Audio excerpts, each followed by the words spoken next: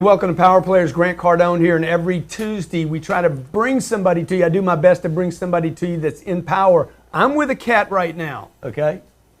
You guys don't know this man. You need to know this man, all right? Because I'm gonna get some education from him today, and I want to share that with you.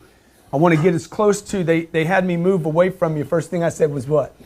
We want to get closer. I want to get closer to power, dude. I want to get closer to power. And what did I say? I said, come sit in my lap. Come sit in my lap, and okay? I'll teach you, young man. Yeah, and look, you got to keep learning, and you got to get yourself associated with people that are in power. I have with me today Hubert Humphrey, okay? Check this out. Hegemon Group International Chairman and CEO. This guy's got like serious levels of success. If you've ever heard of a company called, or a gentleman called A.L. Williams, Hubert developed a systematic approach to building distribution through relationship marketing, playing a major role in recruiting over 1.5 million associates. If you've ever heard of a company called World Marketing Alliance, or WFG, can I use that word? You just did. I did, okay. You know, this guy, if you're in the, WMA was what? What was WMA? WMA was World Marketing Alliance. And then when we sold the company, after 10 years. For how much? Well, 300? About 300 million. Okay. 300. Large. Well, we're just trying to copy. And this guy, look, listen to his accent. He lives in Atlanta. Where'd you grow up? Macon, Georgia. Yeah. So tell me about when you were growing up. Who was little Hubert? Well, I was a little dreamer from the time I was just a little kid, and just a little just a good average sized family. My father was always trying to make more, become more successful. So we didn't really have a lot, but we had a good family. Had a brother and two sisters, and went to high school. I met my lovely bride when I was in the third grade. We moved out to South Macon, and it put me in that little third grade class, put me right in the desk behind her in the third grade. So she's put up with me for a long time. You were 9 years old. Well, that's right. Met her those years ago. But anyway, now we got 4 kids. We got 14 grandkids. We got our 8th great grandchild was born last night. Wow. So the popcorn's popping. So tell me about, like, in Macon, Georgia, this is what? I mean, you're what age are you? I'm 75, 76. 75. Look how good I lost track. If I look as good as you do at 76. I'm just not old enough yet. I'm not old as I'm going to be. Yeah. And this guy's out working. He's out making a run right now. He's going to do something that's going to be phenomenal. We had a conversation about it recently, but let's go back 76 years ago, okay? Like, you were growing up in Macon, Georgia. Your parents are middle class, lower middle class? Well, a little bit below middle class. Yeah. So what's your dad doing for a living? Well, he was involved in the insurance business of all things at that time, but it was more the traditional, running a little manager of a little office in a little area, little region. Yeah. So we're talking in the 40s. You were born in the 40s. I was born in 42. Okay. So it's what's going on in 1940?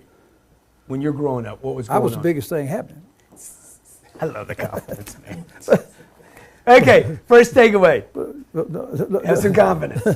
No, and I just always wanted to be somebody. I was a dreamer. I loved heroes, and if I saw something in the movies or on TV, I mean, I was one of those kind of guys that wanted to dream big. Always dreaming bigger, and one of the big influences on me is I came up out of Macon, Georgia, and that's sort of the home of rock and roll. That was Little Richard. I didn't know that. Little Richard was born and raised in Tutti Frutti. One of the most seminal moments in my whole life. I came in from school one day. I was about, I don't know, 13, 14 years old, and I heard on there was a black radio station down there, WIBB, and there was a King B was a disc jockey, and he said we found him. And of course, Little Richard was Richard Penniman. He used to be a car hop down at one of the little drive-in restaurants down in Macon, and a lot of us would go by and see him because he was a singing car hop.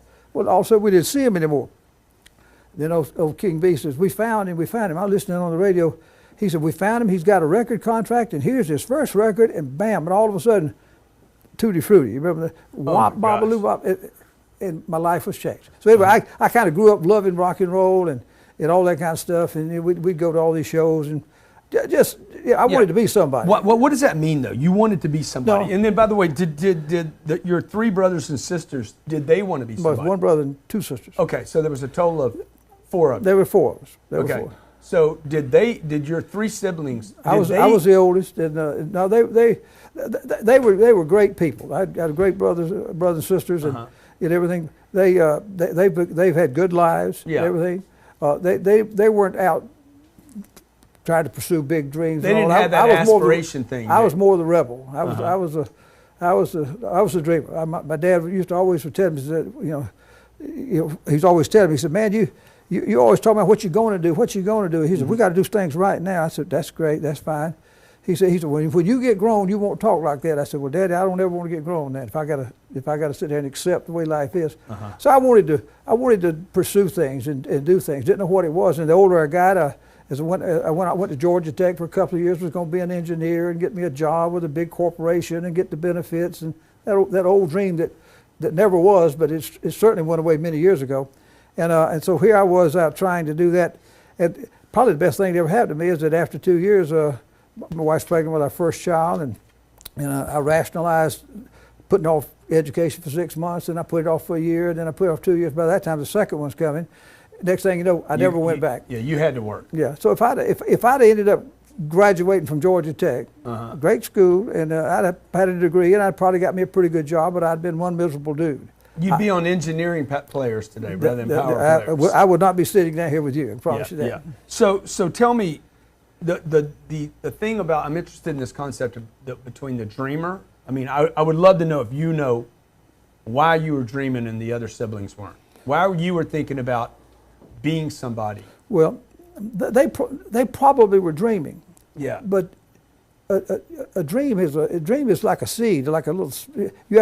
It has to grow and be nurtured inside of you. And I dared to dream. I dared to publicly let my family know and other people know that I wanted to be somebody. I wanted to do more. I wanted to go places, do things. And the more you publicly declare your intentions, the more you talk about it, the more other people know it. Puts you kind of pressure on you. And you also talk yourself into it. Since we're all going to be brainwashed anyway, let's just brainwash ourselves. I agree with that completely. That's what I try to do. I'm going to do the scrubbing here. So I think that's what I did. I think I just did a good job of. It wasn't a lie. It's the truth. It just hadn't happened yet. Yeah. So you were saying, hey, I'm going to be somebody even when you weren't. That's right. That's right. You got to. And I don't want to fake. That don't fake it till you make it. There's a little bit of truth to that, but a lot of people get in trouble trying to do that. Right. I think you got to act as if. That's the better way. You got to act as if you're already there. It's like Thomas Watson. The guy that built IBM. Yeah, sure. And he had a motto in his deal, and as I learned about this at an early age, and I've tried to follow what he said. He said there were 3 things they did at IBM. This was back when they were selling the adding machines and typewriters. And IBM was there were no computers back then. Yeah. When he started IBM, he said there's 3 things we want to do. One, he said I had a template in my mind, a vision of what I wanted, what we want our company to look like when it's finished. And number 2, I also have a vision in our mind of how a company that looked like that acted. And then the third thing, he said we went out every day and acted that way every day. He said basically we didn't go out and do business. We built a business. Every day at IBM was building that image that they were looking at, and that's sort of what we've done in all our companies. When we built the big the Airways Primerica company at MidArt, there was 30 active people there in this group. He was just wanting to start this little agency and this buy-term and invest the difference crusade. It was an idea whose time had come, but he didn't really have any real distribution. Who is this? This is Art Williams. Okay. This was back in the late. And you're out of college. Well, where are you in your career path now? I've been on the railroad now for almost 17 years. Meaning what? Riding on a freight train, on a caboose.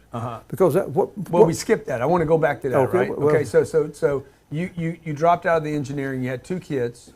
Well, by that time the second one was on the way, and of course that summer job I took on the railroad was supposed to be a summer job. 17 years later, I was still trapped. Oh my gosh! You know, and I had this third child, the fourth child. I was a full-fledged card-toting adult. Yeah. So what were you doing on the railroad? What does the job look like? I was in the transportation department, riding freight trains from Macon, Georgia to Columbus, Macon, Georgia to Albany. Doing what?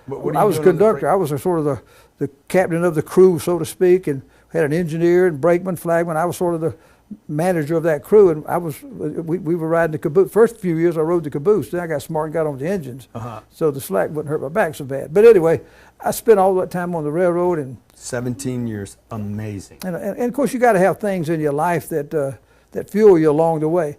One of the things that you know, somebody asks me lots of times, what are the keys to success that somebody has to have? And I always tell them the first thing, I say, something has got to happen in your life where there's enough dissatisfaction. There's a hunger. There's a burning desire. If you can't get that desire level up high enough, I don't care if it's the right timing. You got the greatest product. You've learned everything you need to know. If that desire level's there, you'll never do it. You won't pay the price. Success is a mean son of a gun. You and I got the same boss. His name is Success. Yeah, exactly. And he's tough. Yeah. If we do what he says, we'll get the thing. You know, we over here talking about comparing our jets. You can get those. That's one reason people say, Hubert, why? This guy's owned, how many jets have you owned, by the way? We've had 12. Just so everybody knows, if you don't know who Hubert is, he is like been part of, architect two multi-billion-dollar companies, billion-dollar companies. That affected how many lives? Like, how many people were involved in those two companies? Well, if you add those two companies together, there was right at 2 million people were recruited through the system, and probably about 400,000 to 500,000 of them actually were licensed new professionals. We had over 15 million clients, individual clients that had the benefits of our concepts and products and services. So it was a great platform today. Of course, both those companies, when they were sold, one was sold to Sandy Weill and was renamed Primerica Financial Services. Yeah, tell everybody who Sandy was. Sandy Weill, he's the guy that consolidated the insurance industry and the banking industry here years ago. He was with Citibank, right? Yeah, he formed what became the big Citigroup, the largest financial services company in the world. And so they bought that company, and then as I stayed there for a while. And then I went on and left because it was becoming institutionalized, which was a good thing, but I knew. You were starting to feel like an engineer. Well, yeah, I was getting a little trapped. A railroad guy. Yeah, I'd already got cut loose from the caboose once. I didn't want to have to do it again. So I went out, got ahead of the curve, formed World Marketing Alliance with a lot of great guys. You know, a lot of them that were part of our lineage there. And after 10 years, sold that to Aegon, renamed it World Financial Group, and today it's a couple of $1 billion market cap. Part of Transamerica now. It was a part of Aegon, the big Aegon world. Okay. They not only bought us, but they bought Transamerica all about the same time, and it's a part of the big Aegon world, one of the large institutions out there.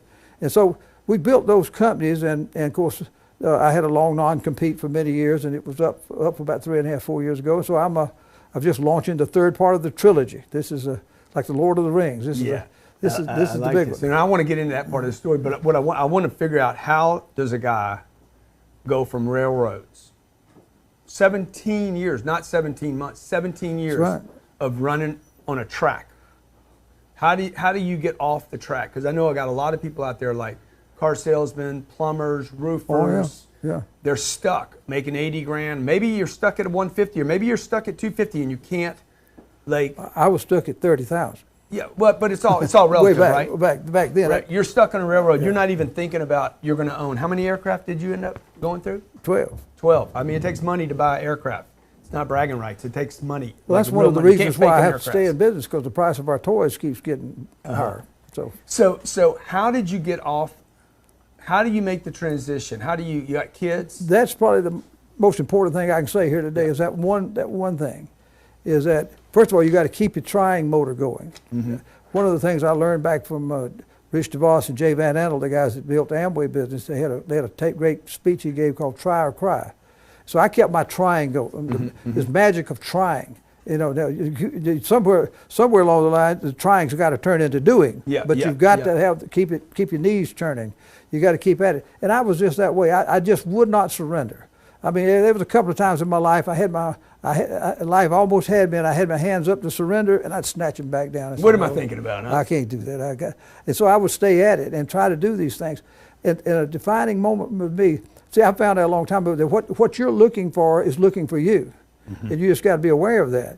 And so here I was on the railroad, just desperately wanting to get away, trying to become an entrepreneur. Were you reading books, or you going to events?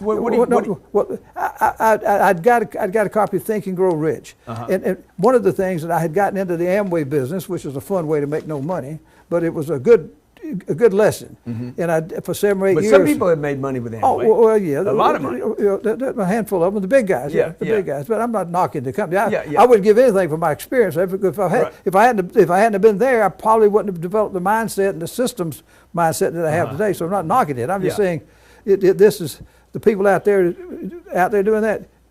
This is this industry. If you want to be in the business, be in the money business. That's where you need to be. So we literally brought this recruiting and building system into the insurance industry, which had never had anything like that in it before. But getting back to the moment, the transition. How do you? There was this window of time.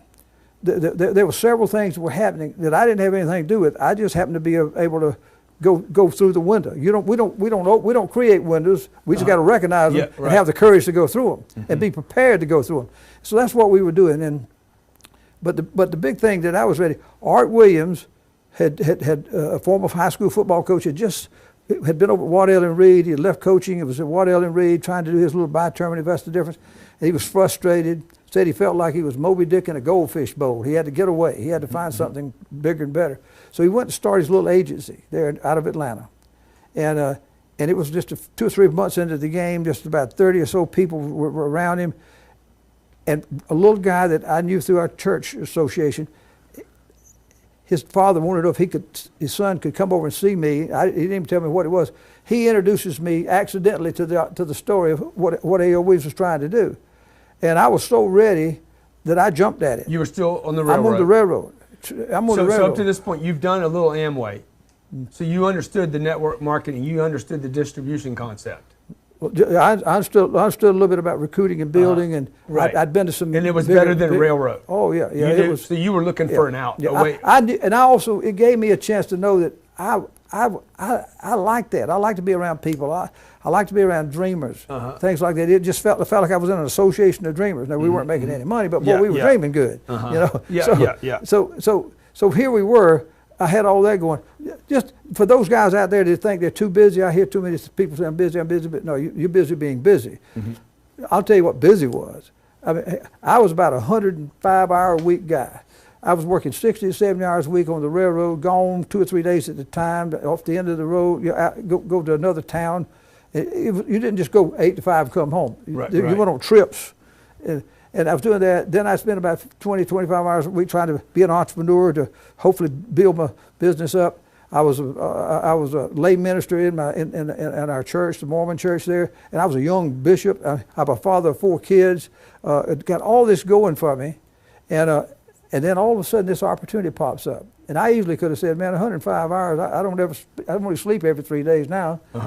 Maybe I hadn't got time. But I had time because I wanted to get out of that railroad. My hunger level was so much, and so many things had happened on the railroad that that's a great training ground to get your desire up if you want to go work on the railroad. But some guys stayed there.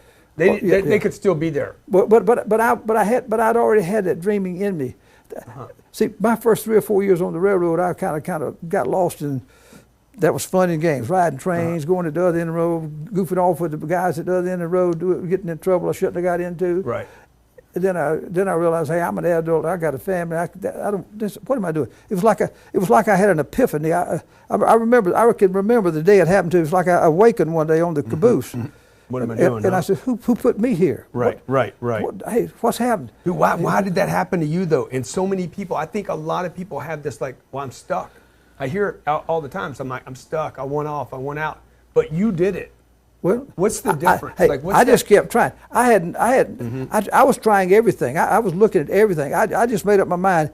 Anything that if I couldn't go, I didn't have a bunch of capital to go put in a business. I didn't have the experience to go get into a business. So I felt was blocked out there. You didn't have the money. You didn't have the connections. But when one of my railroad buddies comes over and says for $15, we can get in here and give this thing a try. That's $15. I know how to get $15. I went and borrowed it from my mother. So I had $15 to get started. That's amazing. And it did take. It was just and then I started realizing the potential of it. We were in the early pioneer stages of what it was. So I kept the early pioneer stages of what? So people, because I think there's some people out there that don't know, right? So we were in the early stages of what became the network marketing industry, what became the multi-level market, whatever it was. That didn't exist then. Well, it was new. Yeah. For example, when I saw Amway, there was only about 20,000 people in Amway. Well, now that thing's had 80, 90 million people over the last about 40 years. So anyway, it was. So some people are gonna, when they hear that, they're gonna say, "Well, dude, if I would have been like in it when it was new, I would have been there." But when it was that new, that caused a lot of problems too, right? Oh man, it was just such a radical, disruptive type of marketing type of a stature. And by the way, I'm just to get it clear, we're in Hegemon Group International, our company today, the big Primerica, A.O. Williams Primerica company that we had, that we built, the WMA, WFG company, those are not network marketing companies. We just brought a lot of those principles into a highly regulated industry and it built a super agencies. Yeah, which was really, it's just a way to distribute your that's product or service, right? Yeah, we were just super general agencies on steroids. That's what we were. And but anyway, getting back, I was just so prepared. And you borrowed the $15 from your mom. Yeah, did you have to sell her on that idea, or she just gave it to you easily? I was her oldest, so she loved me. So anyway, she gave me 50. So I got in to do that.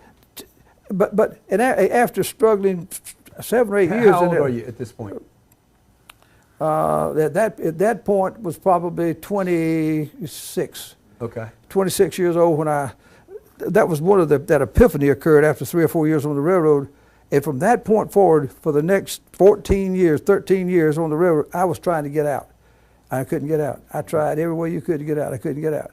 But I kept my trying motor going. That's the main thing I'm trying to point out here is that it wasn't just an overnight thing. It was an overnight thing for me to have that epiphany, which I'd had the epiphany as a little boy. I wanted to be somebody, and I lost it for 3 or 4 years on the railroad. I was satisfied. I was settling for something. See, you know what? I remembered that when the doctor held me up and slapped me. Do you remember this? No. I remember how doctors do. I remember how doctors do. But when that doctor held me up by my feet and he slapped me on the butt like doctors used to do, I don't think they do it anymore. Right. But they used to. He didn't stamp railroad man on my butt. I could be anything I wanted to be. Right.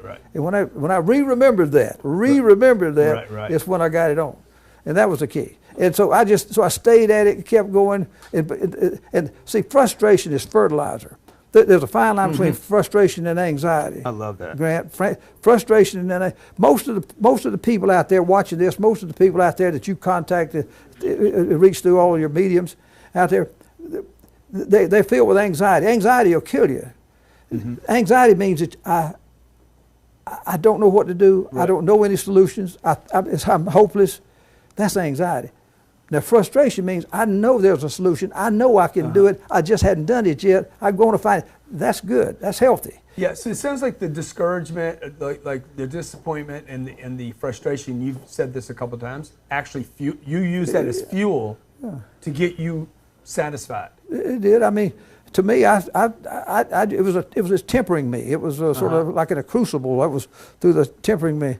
To the harder the blow, the stronger the steel. I mean, I'd read books of the day, the different kind of motivational books. You didn't have your books out long about that time, so I didn't get to read your books at that way back in the day. Well, I just started writing about 7 years I know, but way back in the day, you were in a different place then. But the bottom line that I'm pointing out here, guys, is that your frustration. Use it. Turn it. What's the old saying about a kite? It'll only rise against the wind, and that's the way you got to be. And so use the frustration, keep trying. Like I've heard you mention the trying thing over and over. Right? A great yachtsman, a great seller. People who win the America's Cup, they all got the same wind. It's just one knows how to set the sails and capture the wind the right way. and it's a great force. And that's what you've got to do in life. And because hey, promise you, hey, it's a jungle out there. I look at the people today. You know, the poor people feel hopeless today. The middle class feels like they're the poor, and the wealthy feels like they don't feel wealthy anymore. Yeah. So talk about that a second, because you've been around a long time, and you and I have a lot in common.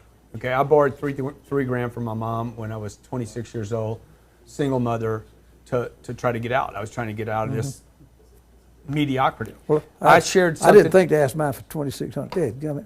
No, the program cost $3 grand. It wasn't 15, right? So, and I just wanted out. I'm like, I'll do anything. And like you, I had borrowed and wasted money on a whole bunch of other things. So, tell me about over this path. You've done some unbelievable things. Billions of dollars, millions of people you've influenced the lives of. What are some things that you've done that you're like, you look back and say, hey, I wouldn't do those things again? And then I want to talk about what you're about to step into. Well, I've done lots of things in my life, the mistakes made and lessons learned all back then. But I would not change anything. The minute you start looking back, saying you'd change everything, if that was your mentality, you would have changed it way back and never got to where you wanted to be. So I don't look back with any regrets. What do you look? Yeah, I understand. But what do you look? I can give some advice, obviously. Okay. You know, I mean, obviously. Because clearly there's, like you open this up, there's clearly something wrong in this country. Like, people make 19 grand a year, they know they're broke. People make $58,000 a year, they know they're broke. Like, there's this big spread that wasn't happening when you and I grew up. People that made 50, 60 grand a year were rich when we were growing up. That's right. Okay? I know guys that are making 200 grand a year don't have any money left over. That's right. This kid that came up here this morning, he's driving an Aston Martin, buying $500 Gucci shirts. I'm like, dude, what are you doing? It's stupid what you're doing. Okay? Quit wasting the money like that. Okay, Johnny? And so something's changing in America where the middle class is feeling this angst. Absolutely. What I see right now is that there is a big change out there in middle America. I see there's the people want a lot of things, but the two things that I see that's different now all of a sudden, and you've seen the appetite for it, is that people right now they're wanting to learn how money works. They want to know how to win the money game. They want some education. They'll go to seminars. They'll buy books and courses, and they'll go online in this web-based age we live in, and Google themselves into knowledge. But they want to know how money works. They're tired of sitting back and waiting on somebody else to take care of them. They have awakened to that. And then the second thing that I see that they want to do more than ever before is that they want to become. How can I go into business? How can I become an entrepreneur? How does that work? And of course, what's driving that right now? We live in first of all, the internet's really driving because it's so much easier. I would say 70–80% of the new businesses that started the last few years are internet-based. E-commerce. And they've started right from somebody's home or something. So entrepreneurship is thriving because people are able to start businesses web-based. So we're in an era right now where it's so fertile for opportunity. So if anybody out there is trying to build a business, now's the time to get in it. If you're trying to grow your business, now's the time to grow. I mean, see, I love being in an inflation-proof, recession-proof business. And that's what a recruiting-based business like our model that we built, A.L. Williams and WMA and the WFG, all those, and the company we're building today, Hegemon, the more inflation you have, the more recession you have, the more pressure you have out there economically worldwide. And today it's a global. It's not whether it's in the U.S. or the South. If somebody sneezes in Japan, we catch a cold in the United States. You know, so it's one of those types of deals now. But people desperately want to be in business, and what you've got to know is that it's easier to do that. It's related, but when you're in a recession-proof, inflation-proof type business like ours, more and more people are looking for opportunity. Well, we give them an interest way for new entrepreneurs to get into business. It's very easy to get in our business. We've lowered the barriers on getting into this type of business. The largest industry in the world, financial services, we've simplified it where people can come in. And one other point, and then the clients. the clients wanting our products and concepts and services, they want more value for their dollar because of inflation and recession. So either way, it grows our. So you were saying that was what you opened with is that, hey, people want to know how to play the money game. That's right. So you're serving that client that's like, wait a minute, there's something I don't know about money. There's something about college maybe, or the IRA or the KEO. There's something about the money game you were saying that all people want to know, both the people you're serving with a product or service and the people that you're providing an opportunity for. Well, that's right. And one of the things that really attracted me to Art Williams, and when A.L. Williams was first starting with his crusade of buy term insurance and invest the difference, when I saw the power of that concept, because one, I had 3 little whole life policies. I mean, I was paying about $100 a month for about $30,000, $40,000 worth of coverage, and he ends up showing me. This little part-timer shows me that I can get $250,000 for half the money and invest the difference. Well, that was revolutionary to me. And also the fact that he couldn't walk and chew gum at the same time, and he had shown me a concept. I couldn't believe it. I said, if he could do it, I can do it. And I found out he was making some money out of it. That really got me. But the concept was so simple. And over the years, I've found that what we always do, we just do a little. We can do a complex financial plan for somebody, but we do a little simple, at a minimum, a little financial needs analysis for people to gather their data, see what their challenges are, and we've got solutions for them. And across our whole Hegemon business, one of the things that really makes us unique in this new era we're in is that we've got a whole broad array. We're a one-stop shop. We've got a solution for almost every financial situation. Tell me about Hegemon. Hegemon is. By the way, the name hegemon comes from the Greek word meaning imperial dominance, to dominate. I love dominance. I love domination much better than competition. Yeah, you and I have so much in common. I'm not interested in competing. You know, why aren't you interested in competing? Well, because it's no fun. There's nobody to compete with me. But dominating's good. Anyway, you know what I'm saying. Yeah, there is people. I don't mean to come across. No. But don't you think the competition thing is really a little bit debilitating? Because if your competitors aren't coming up with new ideas, if they get crippled, then you're crippled. Just plain a absolutely. little bit. Even inside, when I was growing up in the A.O. Williams business, and saw our great leaders in WMA growing up, I used to warn them against it. I said, just because you're on the leaders bulletin beating the heck out of everybody else right now and you got a comfortable margin, if you get comfortable, you're going to lose because those guys probably are not giving it their all. You're beating people I learned a long time ago, the only real person that you've got to beat is the new you's got to beat the old you. Right. You know, the new you has got to go and beat the old you. That old CBE, the career best effort. You got to go find what that is and always be striving for that. And I learned that principle way back, and that drove me. So my competition basically, I was competing with this image of what I wanted to become and how great I wanted to be in my business, and always striving to be there.